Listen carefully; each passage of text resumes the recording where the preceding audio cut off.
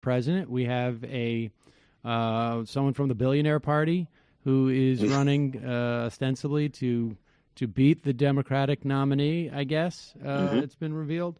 And we're theoretically still possibly looking at another shutdown, although that seems less likely. Why don't we start there, just because that's where all of this stuff, that's going on, I think is sort of that's the backdrop. In fact, I guess it was just last Friday that the shutdown ended. It seems like a long time ago. But I don't think that the labor actions got enough credit in terms of the pressure they put on Trump. What's your sense of how all that went down?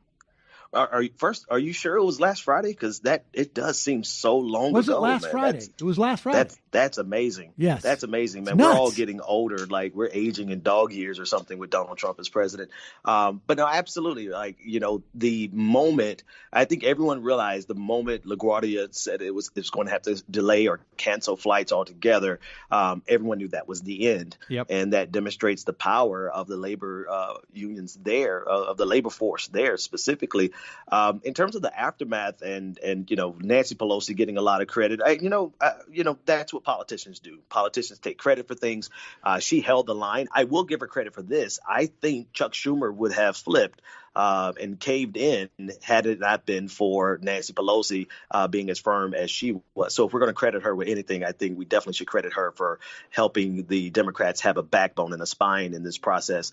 But there's no doubt in my mind that there weren't members of the Democratic caucus who, I mean, you started to hear, right, like some squawking about we should really take this measured. Even Tulsi Gabbard was saying that, both sides are problematic. Pelosi really kept her caucus in line. And I agree with you. If Chuck Schumer had any opportunity to fuck this up, he would have. Yeah, like that's his specialty, right? So I do appreciate Nancy Pelosi for holding the line, but at the end of the day, it was the labor force that with their strategy, calling in sick, and just think about like how terrifying it is to have air traffic controllers not on deck and not at their best and not at their peak, and then they having to call out sick, enough for them to have to cancel flights.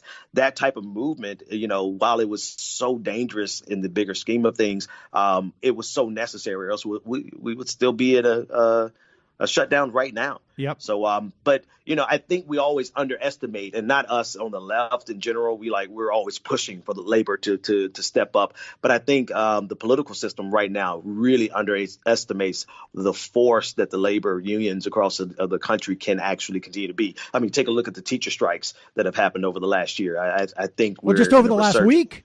I mean, I think that West Virginia has voted that they're going to that they're willing to strike again. This is just months after they did before. So there is I think to a certain extent it's a little bit contagious when people start to realize that they have power in their labor. I think it starts to becoming contagious, and certainly I spoke to those teachers at the AFT union conference over the summer in Pittsburgh, and to a person, their biggest regret was that they hadn't done this sooner. And it was fascinating to just watch the psychology of this. So we had Virginia teachers walked out on Monday for the day. Denver teachers have voted to strike, but they got held off for 60 days or something. There was a state law that says that they have to wait if the state intervenes, but they're still ready to go. West Virginia, like I said, have voted to authorize another strike. So, that's done in the backdrop, particularly of the flight attendant union that came out and said the real problem is going to be when we decide that it's too dangerous, we're going to walk off. And this is the thing that I think is also in the backdrop of the of the negotiations now is I don't think if in 3 weeks or 2 weeks now, I guess, there's a government shutdown, I don't think we wait 40 days for labor action. I think it happens on day 2. I mean, and on some level, I mean, people have been through a lot of grief, and there's still, if you're a contractor, you haven't gotten paid back.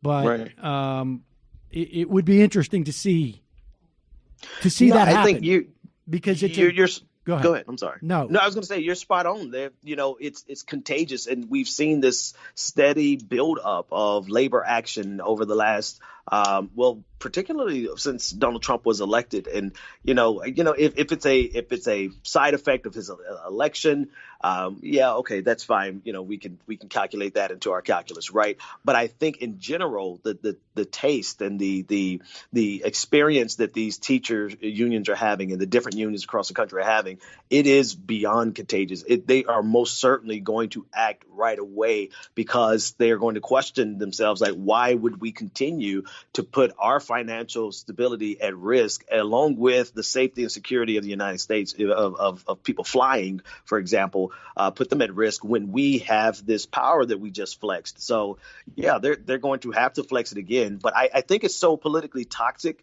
at this point that if Donald Trump takes it back there again, I'd be surprised.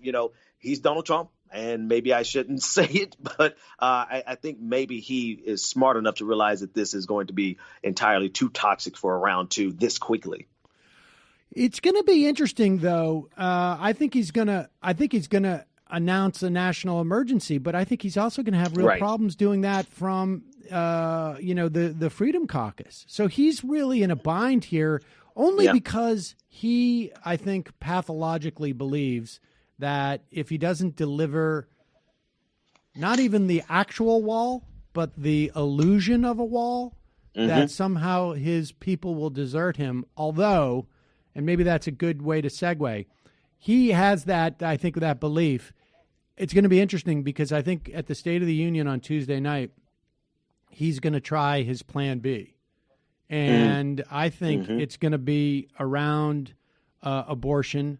They're going to take advantage of what of Virginia and New York State passing laws that remove any obstacles to the late term abortion, or not any obstacles, I should say, but any potential obstacles coming from the federal government. And I think they're going to use that because at the end of the day, one of the big reasons why Donald Trump is in office is because Merrick Garland's seat was open. And evangelicals don't need to believe that this guy is a saint. They just need to believe that he's going to deliver what he says he's going to deliver. And he did that. Yeah. Right? Yeah. I mean, that is the one promise that he doesn't get, I think, enough credit for, which is he said he was just going to take the Heritage Foundation and the Federalist Society's list and just the worst of the worst, I'm going to put him on the Supreme Court. And he did it. Yeah. Yes, he did. Yes, he did. And if you notice, have you noticed a really subtle shift, and not too subtle, actually, all of the language and the jargon about God appointing him, and his references to the Bible, Sarah Huckabee Sanders coming out, they are most certainly making this pivot to appeal to the evangelical base, which is not too, if you look at the Venn diagram, there's quite a bit of an overlap between their evangelical base and the white supremacist base. It might be a 1-for-1, but I digress. The point is that where they can't win on the wall issue, you always know, and this isn't just Donald Trump, George W. Bush did it, George H.W. Bush did it, Ronald Reagan started the entire process with this marriage with evangelicals, but they know all they have to do is pedal to their moral values, quote unquote moral values, and they can push their voters, their base, back to the polls. Yeah, and I don't even think it's like they're appealing to their moral values. I think it's a they are delivering a material benefit, which to them is the judiciary. And they have largely certainly done it in a way that has been more effective than we've seen in the past, right? I mean, the federal judiciary is dramatically different today than it would have even under like Marco Rubio. Right. Right. Exactly. No, and you're absolutely right. So he has delivered. Like I wrote a book some years ago about religion and politics, and one of the things that was so easy to kind of smack evangelicals around the face with was the fact that none of these presidents had delivered anything for them.